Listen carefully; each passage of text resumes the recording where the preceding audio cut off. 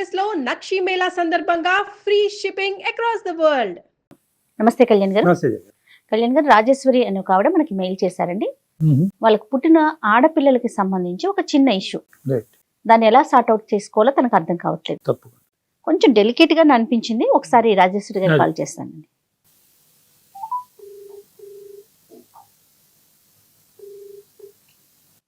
Hello hello Rajeshwari గారండి.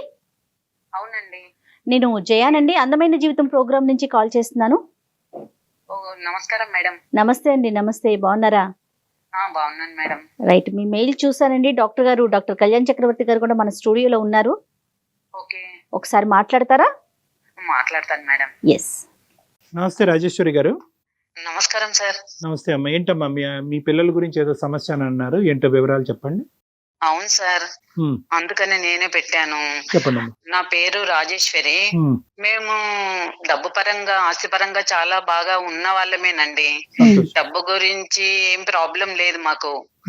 కాకపోతే మాకు పిల్లలు లేరని ఒక కొంచెం చాలా బాధగా ఉండేది. నాకు చాలా రోజుల వరకు పిల్లలు అవ్వలేదు. పిల్లలు లేకపోతే ఒక ఆడదాని బాధ ఎలా ఉంటదో అర్థం అవును, చేసుకుంటారు. సమాజానికి. నాకు అందరు అలా ఫంక్షన్స్ కి వెళ్ళినా, ఎక్కడ వెళ్ళినా అలా అందరు చాలా మాటలు అనేవాళ్ళు. నేను చాలా బాధపడేదాన్ని.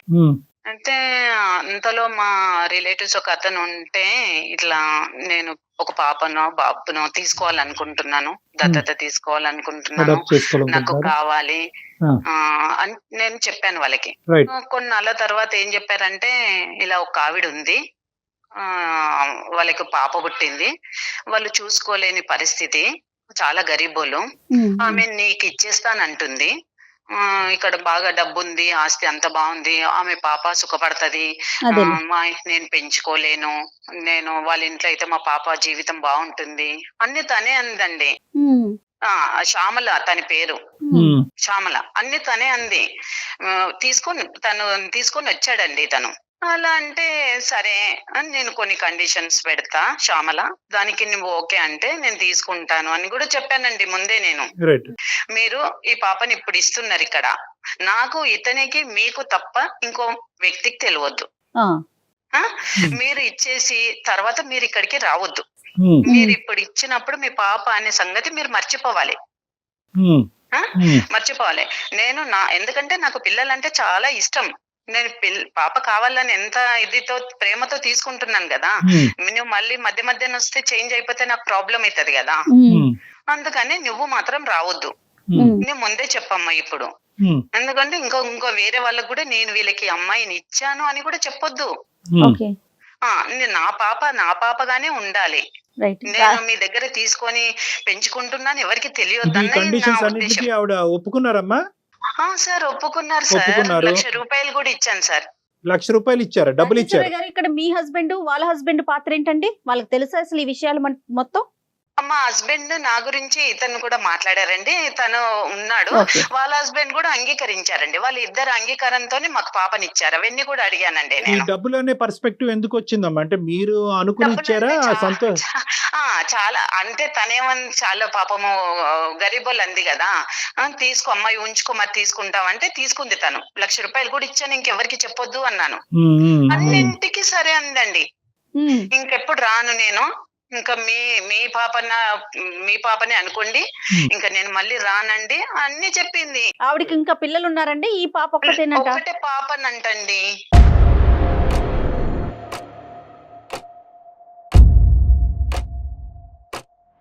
పుట్టగానే మీరు తీసుకున్నారమ్మా. దీన్ని దత్తత అని కూడా అనలేము. అడాప్షన్ అనేటటువంటిది ఒక లీగల్ ప్రాసెస్, ఒక సెక్షన్ బట్టి బైండ్ అయ్యి ఉంది.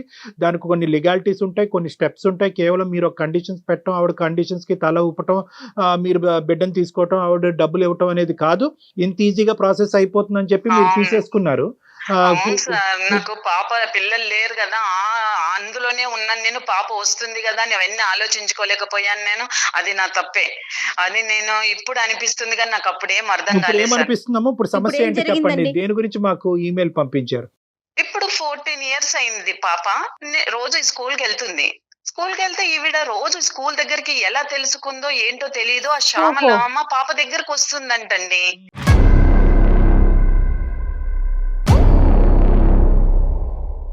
రోజు వస్తుంది. అయితే మా పాప ఏం చెప్పిందంటే, ఎవరో ఒక పెద్ద ఆవిడ వస్తుంది రోజు నా దగ్గరికి, నన్ను చాలా బాగా చూసుకుంటుంది మమ్మీ. నన్ను చాలా ఒకరోజు బర్త్‌డే రోజు ఇంటికి తీసుకెళ్ళి పాయసం వండి పెట్టిందంటండి.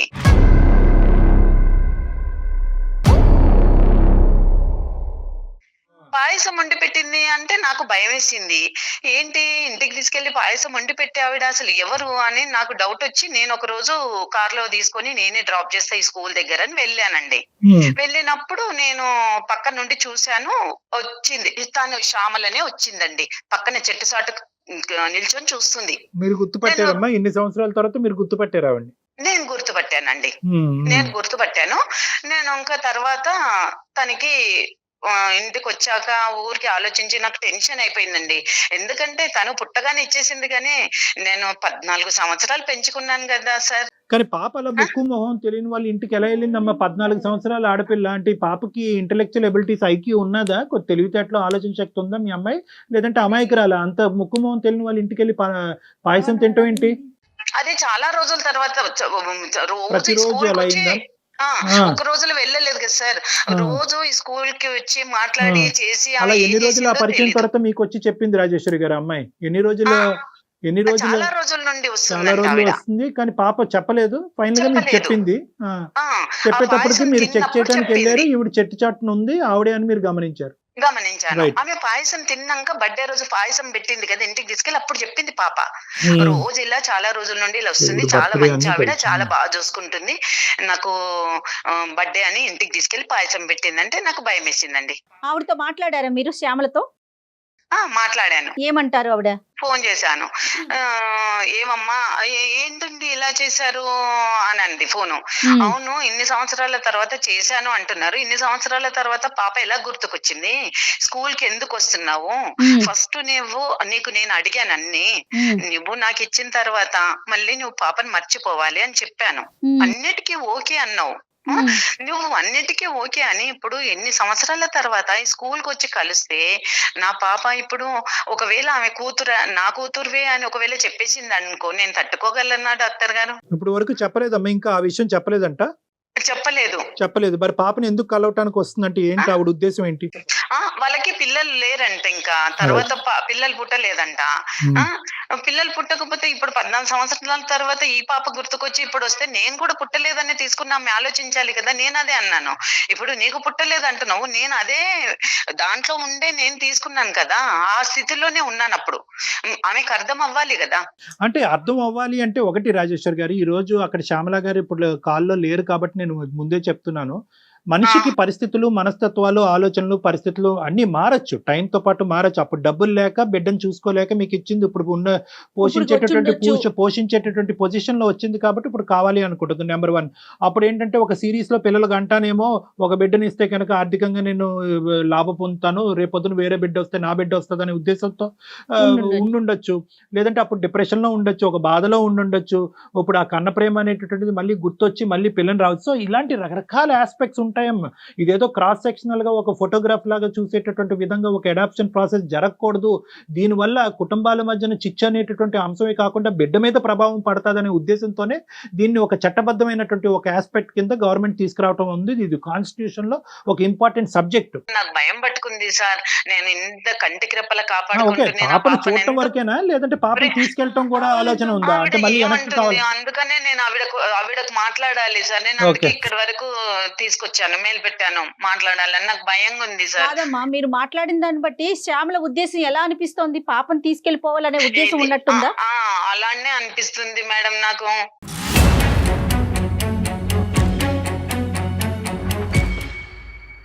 కాదు కళ్యాణ్ గారు, ఇప్పుడు చట్ట ప్రకారంగా మనం అడాప్షన్ అనేది జరగాలని చెప్తున్నారు. ఓకే, అంతవరకు కరెక్టే, బాగుంది. కానీ మా తల్లికి బిడ్డను చూసుకోవాలనే ఒక కోరిక ఉంటుందండి. అది మాతృత్వానికి మాత్రమే తెలుస్తుంది. దాన్ని ఆపటానికి చట్టం అంటే అది చట్టానికి లోబడే చేయాలా? కరెక్ట్ జగన్. ఇప్పుడు ఏంటంటే చట్టబద్ధత అనేది ఎందుకు వచ్చింది అంటే కనుక ఇట్స్ హైలీ కాన్ఫిడెన్షియల్. ఈ తల్లిదండ్రులకు వాళ్ళెవరో తెలియదు, ఆ తల్లిదండ్రులకు వీళ్ళెవరో తెలియదు. అవునవును. ఆ విధంగా మెయింటైన్ చేస్తూనే అడాప్షన్ ప్రాసెస్ అనే దానికి ముందుకెళ్ళటం అనేది జరుగుతూ ఉంటుంది. అందు గురించి ఏంటంటే అడాప్షన్ కి ఇచ్చేటటువంటి పేరెంట్స్ ముందుగానే తేల్చుకునేటటువంటి పరిస్థితి అన్నమాట. మీరు ఎవరికి ఇస్తున్నారో తెలీదు, మీరు ఒకసారి ఇచ్చిన తర్వాత మీ మనసులో తీసేసేయాలి అనేటటువంటి కండిషన్ కి మీరు ఒప్పుకుంటేనే దీనికి ముందుకెళ్ళాలని. సో అదంతా ముందే ఉంటుంది. రైట్. ఇప్పుడు ఏమంటారండి రాజేశ్వరి గారు, మీ ఒపీనియన్ మీరు ఆవిడకు మీరన్నా చెప్తారేమో అని నేను మెయిల్ పెట్టాను మేడం. ఇలా అయితే నాకు చాలా భయంగా ఉంది. నా పాప దూరం అయితే నేను ఎలా తట్టుకోగలనండి? అంటే ఒకటమ్మా, ఇక్కడ ముందుగానే మీకు చెప్తున్నాను రాజేశ్వరి గారు, ఆవిడతో మాట్లాడక ముందే ఇక్కడ ఏంటంటే ఒకప్పుడు ఆవిడ ఒప్పుకుంటే ఆవిడకి మీరు చెప్పినట్టుగా ఆ ఉద్దేశం లేకపోతే వెల్ అండ్ గుడ్. లేదా ఆవిడకి ఇప్పటికీ ఆ ఉద్దేశం ఉంటే కనుక, అంటే తీసుకెళ్లేటటువంటి ఉద్దేశం ఉంటే కనుక మనం ఇక్కడ చేయగలిగేది కూడా ఏమీ లేదు. ఎందుకంటే కనుక ఇక్కడ చట్టరీత్యా ఆవిడే తల్లి.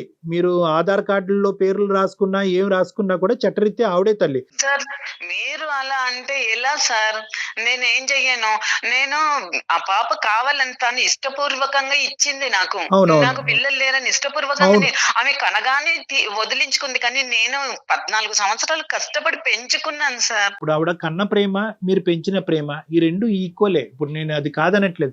ఆవిడ కొద్దిగా మనం రియలైజేషన్ వచ్చేటటువంటి విధంగా మనం మాట్లాడొచ్చు. కానీ నేను ఫస్ట్ ఎప్పుడు కూడా చట్టం గురించి మాట్లాడుతున్నాను. ఎందుకంటే ఈ రోజు మేము మాట్లాడేసి అమ్మ నీ దారి నీది, నీ దారి నీది అని చెప్పి ఇక్కడికి వదిలేయచ్చు. కానీ రేపొద్దున మళ్ళీ ఇదే సిచ్యువేషన్ పునరావృతం అవుతే ఇక్కడ మీరు కోరుకోవటం ఒకటే కాదు, ఇప్పుడు ఆ పాప మీద పడేటటువంటి మానసికపరమైన ఒత్తిడి కూడా ఇక్కడ మనం పరిగణలోకి తీసుకోవాలి. 14 సంవత్సరాలు ఒక ఆడపిల్ల ఈ రోజు నా తల్లి ఈవిడ కాదు ఆవిడే నా తల్లి అనేటటువంటి ఒక డైలమా సిచ్యువేషన్, మీరు చేసినటువంటి పొరపాటు వల్ల ఆ అమ్మాయి మానసిక పరిస్థితి ఎలా ఉండబోతుంది, ఆ అమ్మాయి మనసు మీద ఎటువంటి గాయం పడబోతుంది అనేది కూడా మనం ఆలోచించుకోవాలి. ఇక్కడ కేవలం నువ్వు ఇచ్చేవి నేను తీసుకున్నాను ఇప్పుడు మళ్ళీ అడిగితే ఎలా అనేది ఒకటే కాదు, ఆ పాప మీద పడే ప్రభావం కూడా మనం చూడాలి.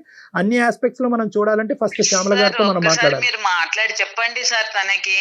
నేను వదులుకొని ఉండలేను సార్. మీరు మాట్లాడతారని నేను మెయిల్ పెట్టాను. మీరన్నా చెప్పండి సార్ ప్లీజ్. చూద్దాం ఆవిడ ఒపీనియన్ ఏంటో తెలుసుకుందాం. ఒకసారి ఆవిడకి కనెక్ట్ చేస్తారండి మీరు శ్యామల గారికి? చేస్తాను మ్యామ్. Okay ma'am. మీరు కూడా స్మూత్ గా హ్యాండిల్ చేయండి తన లైన్ లోకి వచ్చాక. ఏమండి? Okay okay right. మీరు మాట్లాడుతున్న వ్యక్తి మెచ్యూర్ అయిపోయింది, పెద్ద పిల్ల అయిపోయింది కదండి. 14 ఏళ్ళు అంటే టీన్స్ లోకి వచ్చేసింది కదా. హలో హలో హలో శ్యామల, చెప్పండి. నువ్వు ఊరికే రోజు వచ్చి మా పాపను కలవడము, స్కూల్ దగ్గర అలా చేయడము నాకు చాలా టెన్షన్ గా ఉంది శ్యామల.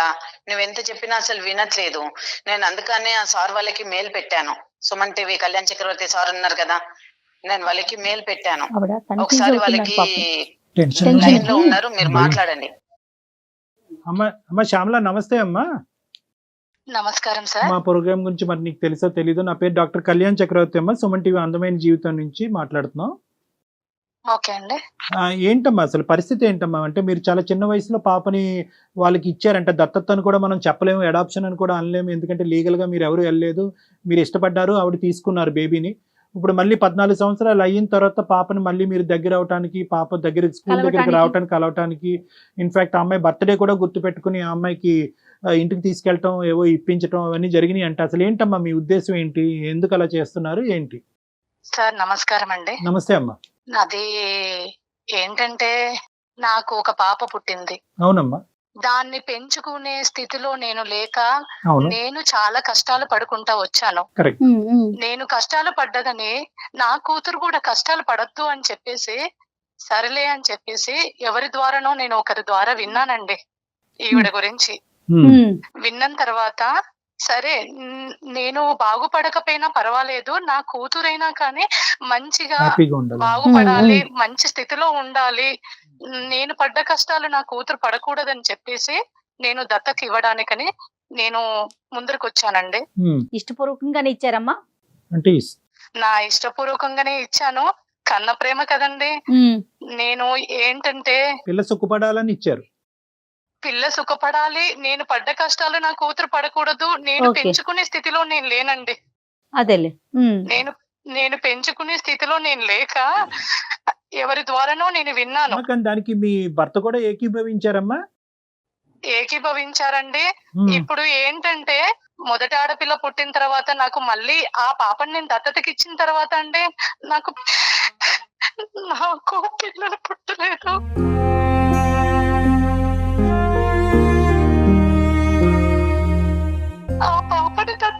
చేసిన తర్వాత నా ఇంటి పరిస్థితి చాలా మారిపోయిందండి.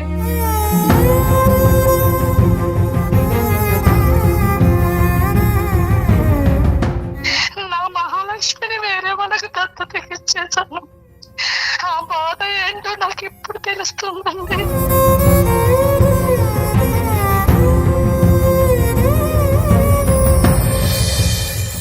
ఒకసారి నా కూతురు పుట్టినరోజని మా పాపని ఇంటికి తీసుకెళ్ళానండి. కొంచెం పాయసం వండి పెట్టాను. నా కన్న కడుపు తట్టుకోలేక ఆ అమ్మాయి అంటే నాకు ఇంకా పిల్లలు పుట్టరు కదా, ఇదే పాప అనుకొని నేను అలా ప్రేమగా చూసుకుంటున్నానండి అంతే.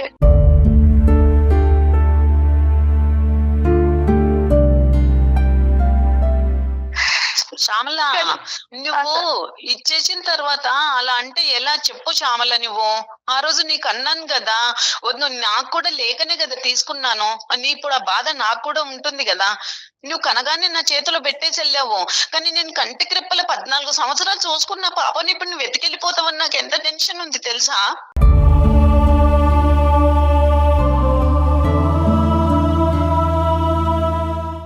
నేను ఎత్తుకెళ్ళిపోవడానికి అనట్లేదండి. మరి రోజు ఎందుకు వస్తున్నావు పాప దగ్గరికి?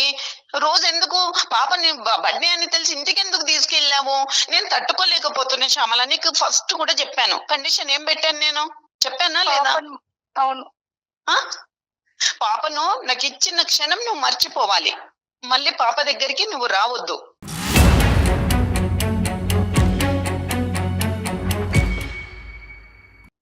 నువ్వు ఇంకా మూడో మనిషికి కూడా చెప్పొద్దు నువ్వు నాకు ఇచ్చానని. అలాంటప్పుడు నేను ఎంత అల్లారు ముద్దుగా పెంచుకున్నాను చెప్పు. నా పాప లేకపోతే నేను ఎలా ఉంటాను? ఇప్పుడు నువ్వు కానీ ఇచ్చినా నాకు లేరు అని నువ్వు ఏడుస్తున్నావు, కానీ అంతకెక్కువ శోకం నాకు మిగులుతుంది కదా. నేను ఎలా ఇచ్చేస్తాను శ్యామల?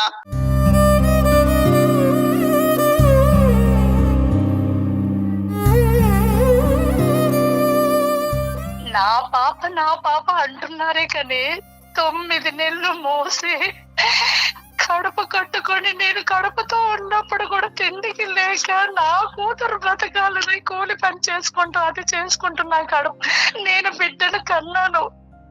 పెంచుకునే స్థితి లేకనే నీకు నేను ఇచ్చాను, కానీ ఇప్పుడు నాకు మొత్తానికే పిల్లలు పుట్టారని తెలిసాక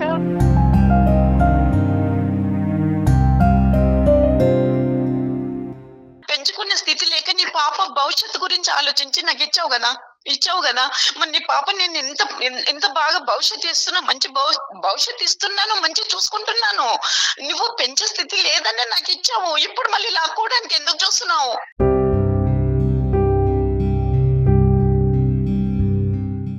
నా పాప అంటున్నారే కానీ నా కన్న కడుపు, నా కన్న కోత, నాకు కడుపు కోత ఎంత ఉందో కన్నదానికి తెలుస్తుంది.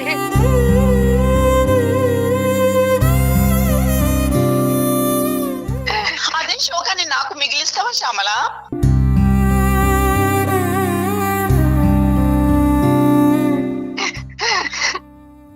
నువ్వు తీసుకెళ్ళిపోతే ఇప్పుడు నాకు అదే పరిస్థితి అవుతుంది కదా.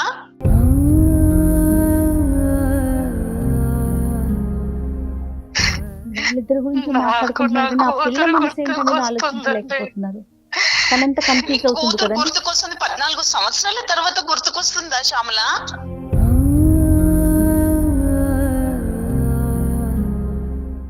శ్యామల గారు ఇప్పుడు నేను కొద్దిగా అమ్మ నాకు పూర్తి స్థాయి సానుభూతి ఉందమ్మా. అంటే మీరు తెలుసో తెలియకో తొందరపాటుతోనో పరిస్థితుల వల్లనో బిడ్డకి మంచి అనుభవం ఇవ్వాలనేటటువంటి ఆలోచనతో చేసినటువంటి ఆలోచన. నేను రోజు వెళ్ళి అక్కడ చూస్తున్నాను, ఒకసారి ఇంటికి తీసుకెళ్ళాను, ఇది ఇక్కడతోనా? రేపొద్దున పాప వచ్చి నువ్వు ఎదుర్కొంటే ఎవరు అంటే నువ్వు ఎందుకు నాకు ఇవన్నీ చేస్తున్నావు, నీకు నాకు సంబంధం ఏంటి అనేది ఇప్పుడు అడిగిందో లేదో నాకు తెలియదు, కానీ రానున్న రోజుల్లో అడిగితే కనుక నేను నీ కన్న తల్లి అని చెప్పకుండా ఉండగలిగేటటువంటి పొజిషన్లో మీరు ఉన్నారా? ఇది చూడటం వరకే ఆగుతుందా? ఇది ముందు ఏ విధంగా దారి తీయబోతుంది అనేటటువంటిది ప్రధానంగా రాజేశ్వరి గారికి ఉన్న ప్రశ్న. ఇప్పుడు మీకున్నటువంటిది బాధ మాకు అర్థం అవుతుంది, ఎందుకంటే కన్న తల్లిగా మీకు ఆ మమకారం ఉండొచ్చు. కానీ ఈ రోజు ఎప్పుడు వచ్చారు మీరు? అప్పుడు ఎందుకు వాగ్దానం చేశారు? ఇప్పుడు ఎందుకు వచ్చారు? మీకు పిల్లలు కనట్లేదు అవును కాబట్టి సార్. ఇప్పుడు మీరు పోషించేటటువంటి పొజిషన్లోకి మీరు వచ్చారు కాబట్టి ఇప్పుడు ప్రత్యక్షం అయ్యారు. మీకు పిల్లలు పుట్టుంటే కనుక ఈ రోజు ఈ కన్న ప్రేమ గుర్తొచ్చుండేదా? తప్పుగా అనుకోకండి. కదా సార్, కదా డాక్టర్ గారు, నిజమే కదండి. వస్తుండేనా అండి మళ్ళీ ఆవిడ అప్పుడు చూసే పరిస్థితి లేదని ఇచ్చేసింది. ఇప్పుడు చూసే పరిస్థితి ఉందని పాపం చూసే పరిస్థితి ఒకటే కాదు, చూసే పరిస్థితి ఒకటే కాదు, పిల్లలు పుట్టరు అనేటటువంటి ఉద్దేశం, నాకు ఇంకా మళ్ళీ నేను తల్లి అయ్యేటటువంటి ఉద్దేశం, అదృష్టం అవకాశం లేదు. అదృష్టం అవకాశం నాకు లేదు, ఈ అమ్మాయి నా బిడ్డ కాబట్టి అనే ఉద్దేశంతో ఈ రోజు 14 సంవత్సరాల తర్వాత మీరు ప్రత్యక్షం అయితే కనుక 1,00,000 ప్రశ్నలు ఈ రోజు ఆవిర్భావం అవుతాయండి. ఒకటి, ఈవిడ పరిస్థితి ఏంటి?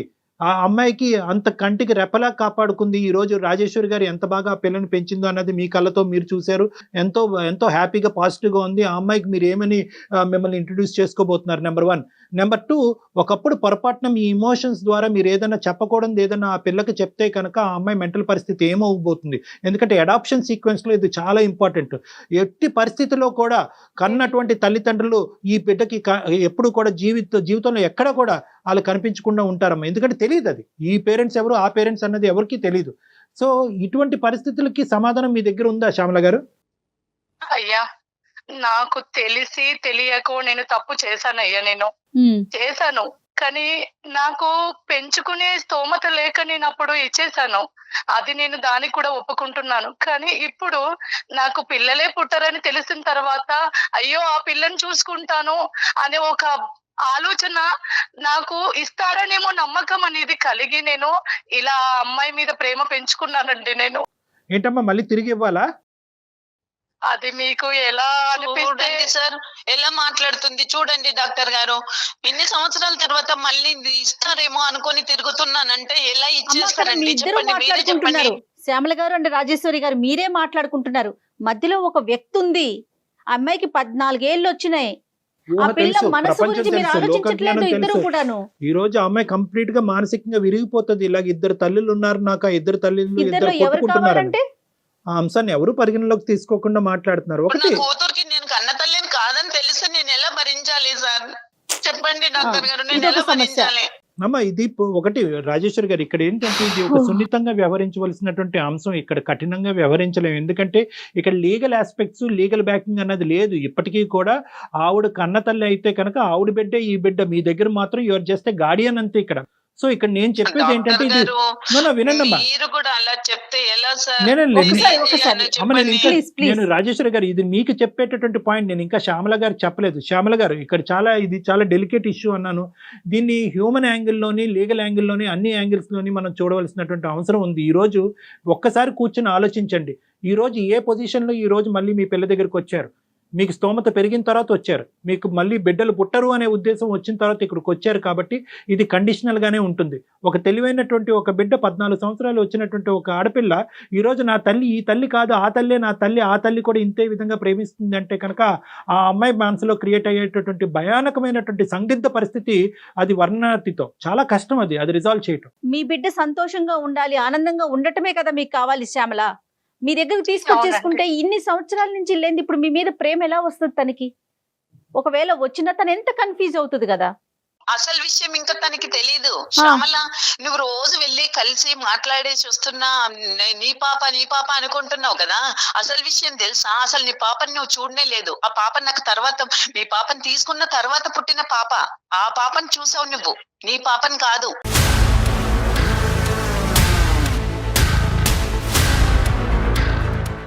ఏంటండి రాజేశ్వరి గారు? ఈవిడ రోజు చూస్తున్న పాప తన బిడ్డ కాదండి మేడం. నాకు తర్వాత 1 year తర్వాత ఇంకో పాప కలిగింది కదా, ఇంకో సంతానం కలిగింది, ఇంకో పాప. ఆ పాపని తిను కలుస్తుంది ఈవిడ పాప అనుకొని.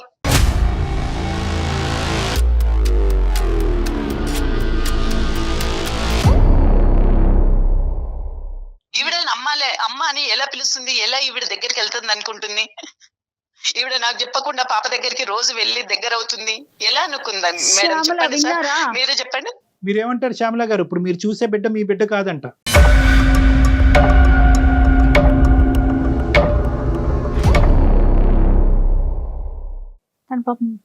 షాక్ అయిపోయింది. ఏమి మాట్లాడాలో నాకు అర్థం కావట్లేదు సార్. మరి నా పాప వల్ల ఆమెకి ఇంకొక పాప పుట్టినప్పుడు ఈ పాపని ఇవ్వడానికి ఏమి ఆవిడకి ఆలోచన చెప్పండి. ఇప్పుడు నాకు మొత్తానికి పిల్లలు పుట్టరని తెలిసింది. ఇక్కడ ఏంటంటే మీ అమ్మాయిని మీరు గుర్తు పట్టలేనటువంటి విధంగా ఆ అమ్మాయి ఎదిగింది. ఈవిడకి పుట్టినటువంటి బిడ్డ నా బిడ్డ అనుకుని బ్లైండ్ గా ఈ అమ్మాయితోనే మీరు ఒక బాండింగ్ ఏర్పాటు చేసుకున్నారు. నేను అడగడంలో న్యాయం ఉందా అన్యాయం ఉందో అది మీరే చెప్పాలండి. అదే ఇప్పుడు తనకి ఆల్రెడీ ఒక పాప ఉంది. నా కారణంగా నా పాప వల్ల ఇంకో పాప పుట్టింది కదా. ₹1,00,000 డబ్బులు ఇస్తే కూడా తీసుకున్నావు, మళ్ళీ పాప దగ్గరికి రానన్నావు, చూడనన్నావు. ఒకవేళ ఇప్పుడు పిల్లలు పుడితే రాకపోతుంటేవి కదా, పిల్లలు పుట్టకపోతే పాప గుర్తొచ్చిందా? నేను ఎంత అల్లారు ముద్దుగా పెంచుకున్నాను, నా ప్రాణం కంటే ఎక్కువ ఆ పాప లేకుంటే నేను బ్రతుకుతానా? ఇప్పుడు నువ్వు అడిగితే నేను ఎలా ఇచ్చేయాలి?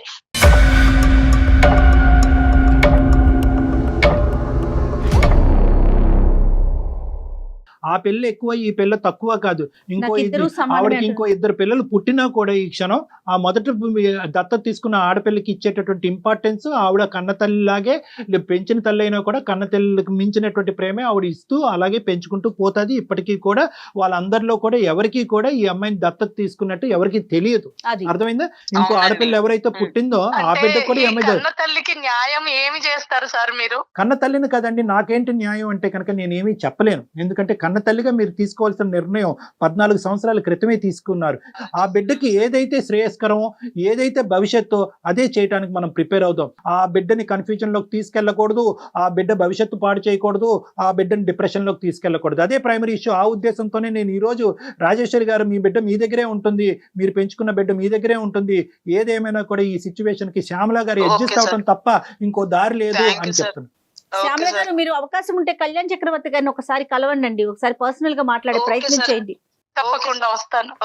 నమస్తే అమ్మా. థ్యాంక్ యూ అమ్మా. పర్సనల్ గా వచ్చి కలిసినా కూడా మీరు కొంచెం మోటివేట్ చేస్తే తప్పకుండా శ్యామల గారి మనసు కొంచెం డైవర్ట్ అవటానికి అవకాశం. తప్పకుండా. రైట్ అండి, నమస్తే.